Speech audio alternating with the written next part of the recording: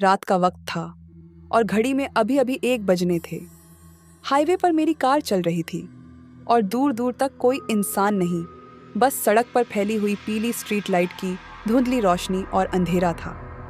मैं उस रात देहरादून से हरिद्वार लौट रहा था। बारिश अभी थोड़ी देर पहले ही रुकी थी, इसलिए सड़क गीली थी और हर गाड़ी की हेडलाइट्स से एक अजीब सी चमक पैदा हो रही थी।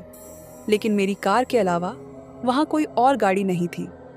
मैं हमेशा रात में लंबी ड्राइव पर निकलने से बचता था, लेकिन उस दिन ऑफिस की मीटिंग बहुत देर तक खींच गई थी। मजबूरी में मुझे रात के अंधेरे में अकेले लौटना पड़ा। मैंने कार के रेडियो पर पुराने गाने को धीमी आवाज में लगा दिया था। तभी मेरी नज़र सड़क के किनारे पर गई। दूर, लगभग 50 मीटर आगे, धुंधली रोशनी में एक महिला खड़ी थी। उसके हाथ में सफ़ेद दुपट्टा लटक रहा था, बाल पूरी तरह भीगे हुए और चेहरे पर अजीब सी उदासी। वो मेरी कार की तरफ हाथ हिला रही थी, जैसे मुझे रुकने का इशारा कर रही हो। मैंने ब्रेक पर हल्का पैर रखा। फिर मेरे दिमाग में तुरंत एक सवाल आया कि रात के 1 बजे इस सुनसान सड़क पर ये औरत कौन है? पर मैंने उसकी मदद करने की सोची और कार उस औरत के पास लाई तो मैंने देखा कि उसकी आंखों में अजीब सा खालीपन था। चेहरा बहुत फीका, जैसे उसमें खून ही ना हो। कपड़े पुराने और थोड़े से गंदे लग रहे थे। फिर उसने मुझसे बोला, भैया रुकिए, मुझे घर जाना है। मेरे हाथ स्टीयरिंग पर ही जमे थे। दिल की धड़कन तेज हो गई थी। अंदर से आवाज आई, मत रोकना। पर दूसरी तरफ इंसानियत ने खींचा, अगर ये सच में मदद मांग रही है तो? मैंने गाड़ी धीमी कर दी और खिड़की का शीशा थोड़ा नीचे किया और पूछा, कहाँ जाना है आपको? वो धीरे धीरे कार के पास आई और बोली, बस थोड़ा आगे मेरा गांव है, छोड़ दीजिए। उसकी आवाज़ बहुत धीमी थी, जैसे उसे बोलने में काफ़ी दिक्कत हो। मैंने झिझकते हुए दरवाज़ा खोला तो वो बिना कुछ कहे आकर बैठ गई। फिर मैंने पूछा, नाम क्या है आपका? उसने बस हल्की मुस्कान दी और कहा, नाम बाद में बताऊंगी। उस मुस्कान में कुछ अजीब सा था। फिर मैंने रेडियो बंद कर दिया और गाड़ी को सड़क पर चलना शुरू किया। लेकिन दिल में एक अजीब सा डर बैठ गया था, क्योंकि हर बार जब मैं शीशे से उसको देखता तो लगता उसका चेहरा थोड़ा सा बदल रहा है। कभी लंबा, कभी बहुत सफ़ेद, कभी आंखें गहरी काली। मैंने ध्यान हटाने के लिए पूछा, आप कहाँ रहती हैं? वो धीरे से बोली, यहीं पास में, पर शायद आपको रास्ता नहीं पता होगा, मैं आपको रास्ता दिखा दूंगी। फिर उसने सड़क के मोड़ की तरफ इशारा किया। मेरे माथे पर पसीना आने लगा, क्योंकि जिस तरफ उसने इशारा किया था वहाँ कोई सड़क ही नहीं थी, बस टूटी हुई झाड़ियों से भरा अंधेरा था। मैंने कार की स्पीड धीमी की और बोला, उधर तो रास्ता ही नहीं है। वो मेरी तरफ देखे बिना बोली, रास्ता है, बस लोग अब चलते नहीं। उसकी आवाज़ सुनकर मेरी रीढ़ की हड्डी में ठंडी लहर दौड़ गई। मैं सोच ही रहा था कि अचानक उसकी ठंडी हथेली ने मेरा हाथ को पकड़ लिया। उसका हाथ बर्फ जैसा ठंडा था, जैसे किसी मुर्दे का हो। मैं घबराकर ब्रेक लगा देता अगर उसी वक्त उसने आंखों में देखते हुए कहा ना होता, बस थोड़ा आगे फिर मैं चली जाऊंगी। उसकी आंखें अब बिल्कुल काली लग रही थीं और उसी पल मेरी समझ में आया, ये औरत इंसान नहीं हो सकती। कार अब उस सुनसान रास्ते पर धीरे धीरे चल रही थी। हेडलाइट्स की रोशनी सिर्फ कुछ मीटर तक फैल रही थी और उसके आगे बस घना अंधेरा था। मेरे पास बैठी महिला खामोश थी। उसकी आंखें सामने टिकी थीं, पर चेहरा बेहद अजीब लग रहा था। न डर, न खुशी, बस एक ठंडी उदासी। मैंने माहौल हल्का करने के लिए पूछा, आप इतनी रात को यहाँ अकेली कैसे? उसने धीरे से सिर घुमाकर मेरी ओर देखा। वो बोली, रात का समय मेरा समय है। मेरे शरीर में सिहरन दौड़ गई।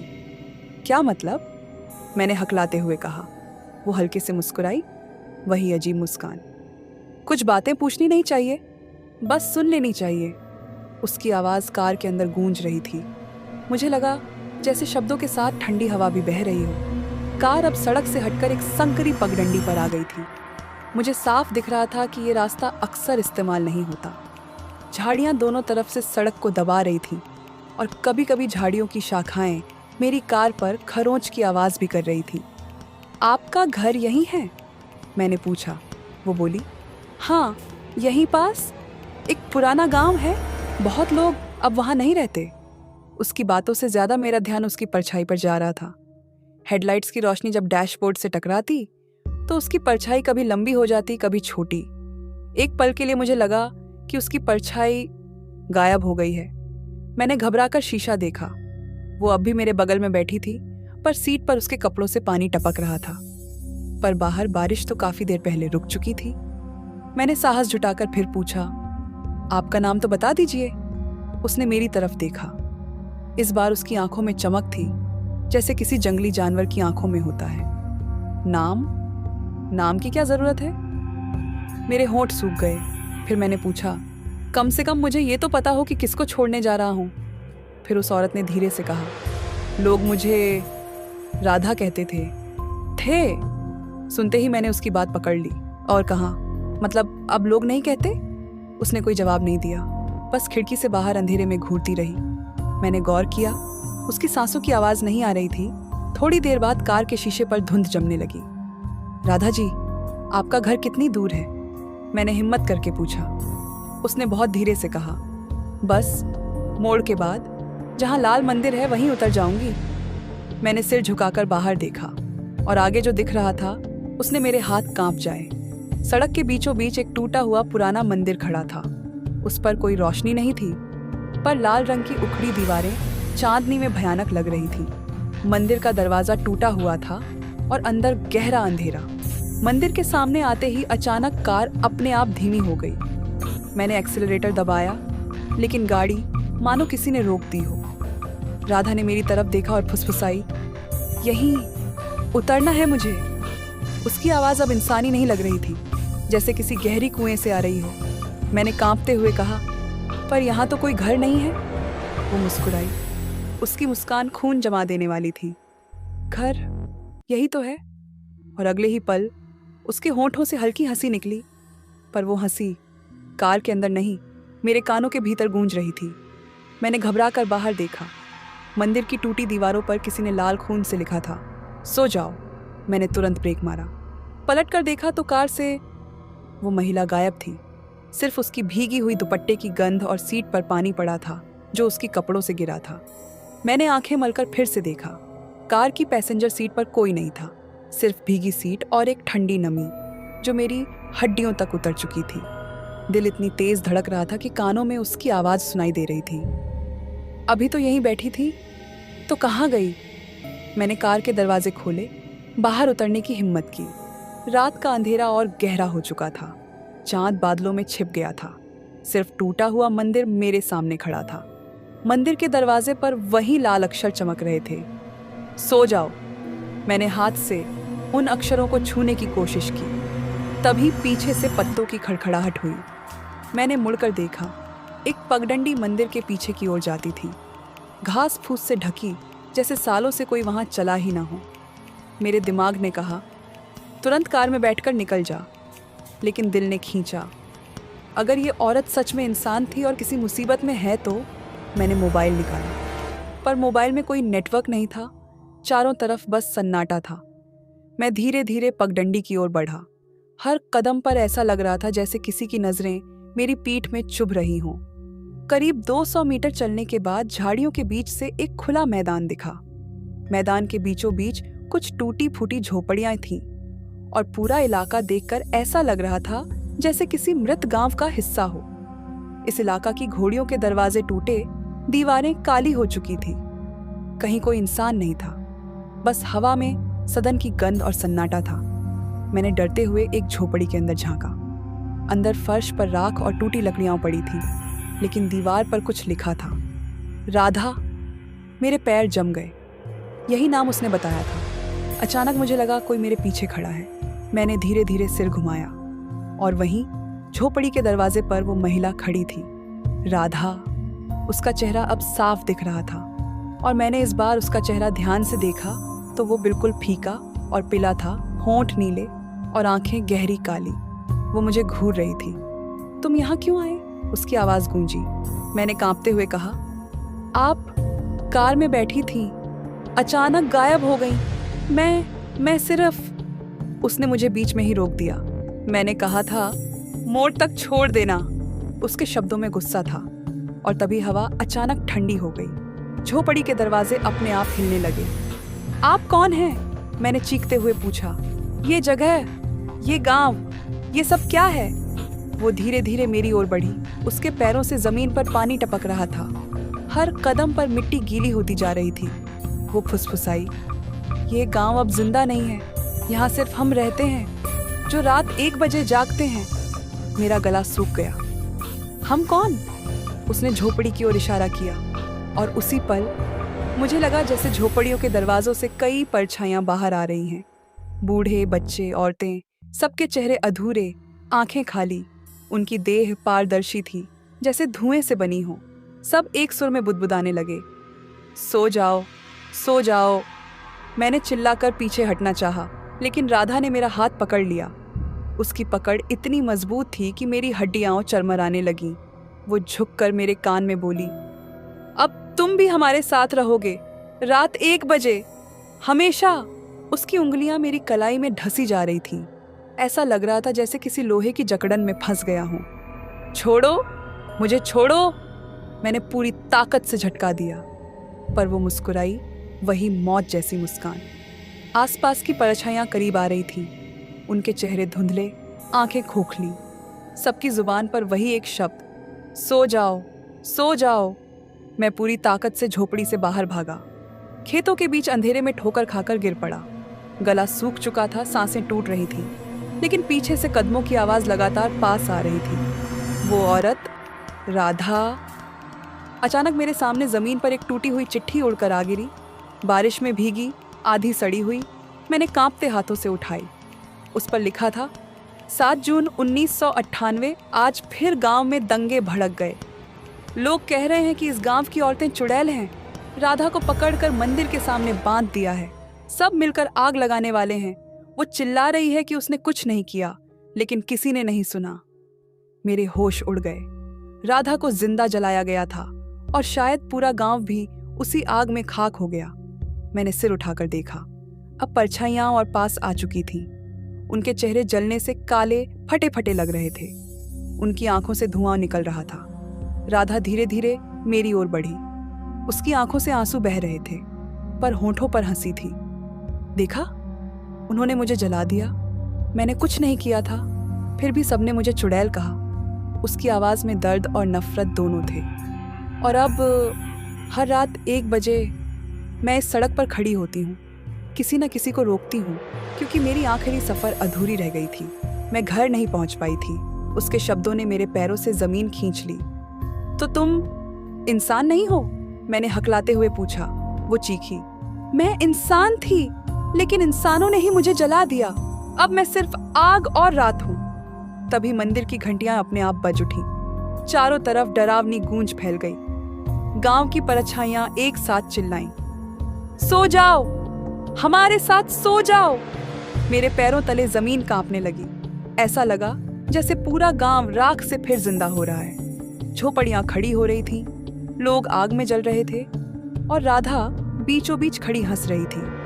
मैं पागलों की तरह भागने लगा, लेकिन हर रास्ता उसी मंदिर की ओर लौट आता था, जैसे मैं एक भूल भुलैया में फंस चुका था।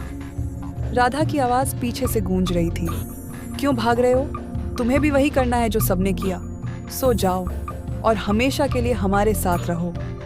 मैं भागते भागते पसीने से भीग चुका था, पर अजीब बात यह थी कि मेरे कपड़े सूखे थे। फिर भी ठंडी हवा में ऐसा लग रहा था जैसे किसी ने मुझे पानी में धकेलकर बाहर निकाला हो। आगे मंदिर का टूटा दरवाजा फिर सामने आ गया।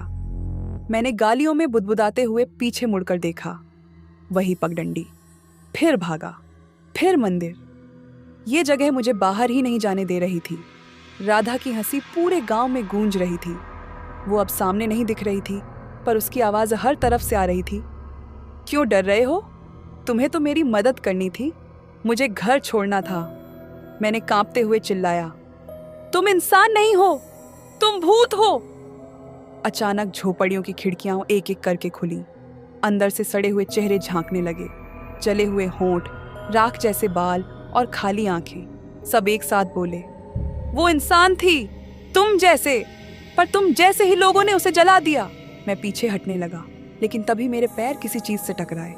नीचे झंकार देखा तो मेरी रीढ़ जम गई। जमीन पर एक जली हुई लाश पड़ी थी, चेहरा आधा राख आधा हड्डी, और उसकी आंखें अचानक खुल गईं। लाश ने फुसफुसाकर कहा, सो जाओ। मैं डर के मारे पीछे गिर पड़ा। चारों तरफ से आवाजें आने लगीं, सो जाओ, सो जाओ, हमारे साथ। मेरे कान फटने लगे। मैंने दोनों कान पकड़ ली, पर आवाजें रुक नहीं रही थीं। तभी मंदिर के दरवाजे से लाल रोशनी निकलने लगी। वो रोशनी नहीं, आग थी, और उस आग से राधा बाहर निकली। उसका पूरा शरीर जल चुका था, पर चेहरा वैसे ही साफ। बाल राख में बदलकर हवा में उड़ रहे थे, आंखों में सिर्फ नफरत और भूख।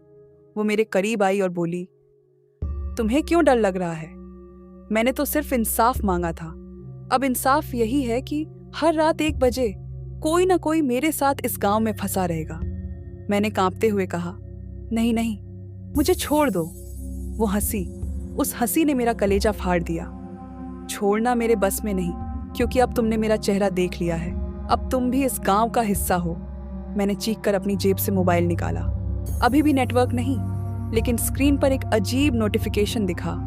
रात के 1 बज गए हैं, सोने का समय हो चुका है। मोबाइल अपने आप बंद हो गया। मैं पागल होकर चारों तरफ भागा, चिल्लाया, रोया, लेकिन हर बार रास्ता मुझे उसी मंदिर के सामने ला खड़ा करता, और राधा की आवाज हर जगह बोलती, सो जाओ, यही तुम्हारा आखिरी सफर है। मंदिर की लाल आग हवा में लहराते धुएं के साथ और भयानक होती जा रही थी। गांव की परछाइयां अब मुझे चारों तरफ से घेर चुकी थीं। उनकी आंखें खोखली थीं, लेकिन उनमें एक ही लालसा थी, मुझे अपने साथ खींच लेने की। राधा अब मेरे सामने खड़ी थी, उसका जलता हुआ चेहरा, राख से बने हाथ और आंखों में दर्द। वो बोली, अब भागने का कोई रास्ता नहीं। तुमने मेरी पुकार सुन ली। तुम्हारी किस्मत अब इस गांव से बांध चुकी है। मैंने कांपते हुए चिल्लाया, तुम्हें इंसाफ चाहिए था, बदला नहीं। तुम्हें छोड़ देना चाहिए उन सबको जिन्होंने तुम्हें जलाया। मैंने क्या किया है?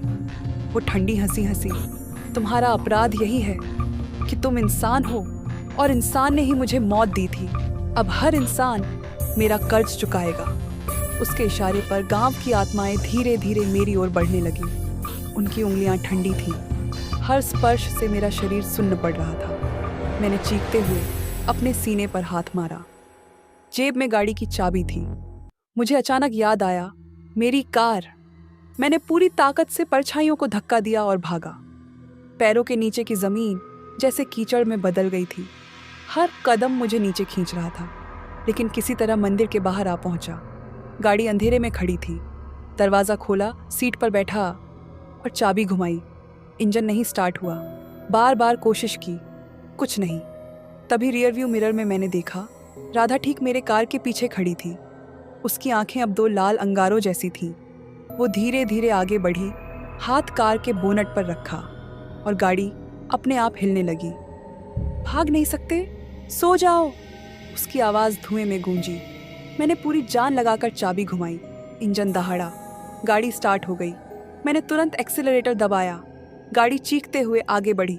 रास्ता अंधेरे में खुलता चला गया, जैसे किसी ने रास्ता बना दिया हो। मैं बिना पीछे देखे कार दौड़ता चला गया। दिल जोर जोर से धड़क रहा था, सांसें टूट रही थी। करीब आधे घंटे बाद हाईवे पर वापस पहुंचा। आगे दूर शहर की रोशनी दिखी। मैंने गाड़ी साइड में रोक दी। दिल थाम कर पीछे देखा। सीट पर कोई नहीं था। सब कुछ सामान्य लग रहा था, पर तब मेरी नज़र पैसेंजर सीट पर गई। वहाँ भीगा हुआ सफ़ेद दुपट्टा पड़ा था। मैंने कांपते हुए खिड़की से बाहर फेंक दिया, पर तभी मोबाइल अपने आप ऑन हुआ। स्क्रीन पर सिर्फ एक वाक्य चमक रहा था, रात 1 बजे, कल तुम्हें मिलूंगी। मैंने मोबाइल ज़मीन पर पटक दिया, लेकिन अंदर से जानता था ये कहानी खत्म नहीं हुई, क्योंकि जब भी रात 1 बजे मैं इस रास्ते से गुजरूंगा, वो रहस्यमयी महिला मुझे फिर मिलेगी, और शायद अगली बार वो मुझे जाने न दे।